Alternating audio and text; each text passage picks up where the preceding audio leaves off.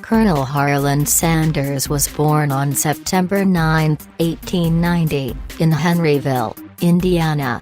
When he was 6 years old, his father passed away, leaving Sanders to cook and care for his siblings. In 7th grade, he dropped out of school and left home to go work as a farmhand, already turning into a tough cookie. At 16, he faked his age to enlist in the United States Army.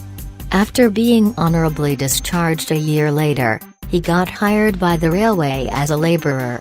However, he got fired for fighting with a coworker. While he worked for the railway, he studied law until he ruined his legal career by getting into another fight. Sanders was forced to move back in with his mom and get a job selling life insurance. And guess what? He got fired for insubordination. But this guy wouldn't give up. In 1920, he founded a ferry boat company.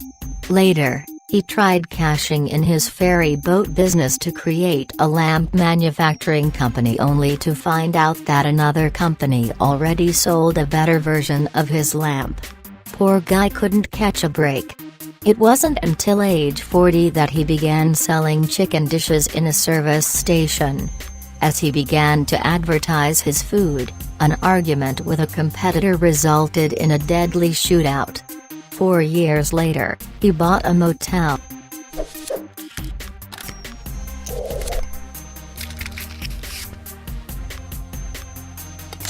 which burned to the ground along with his restaurant. Yet this determined man rebuilt and ran a new motel until World War II forced him to close it down. Following the war, he tried to franchise his restaurant.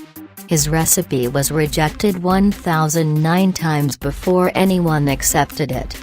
Sanders' secret recipe was coined Kentucky Fried Chicken, and quickly became a hit.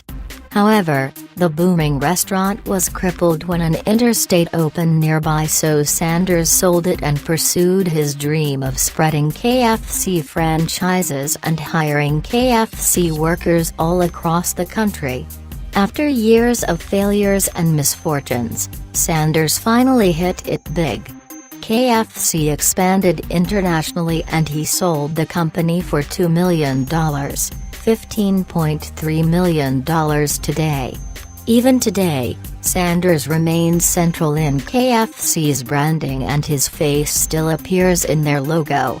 His goatee, white suit and western string tie continue to symbolize delicious country fried chicken all over the world.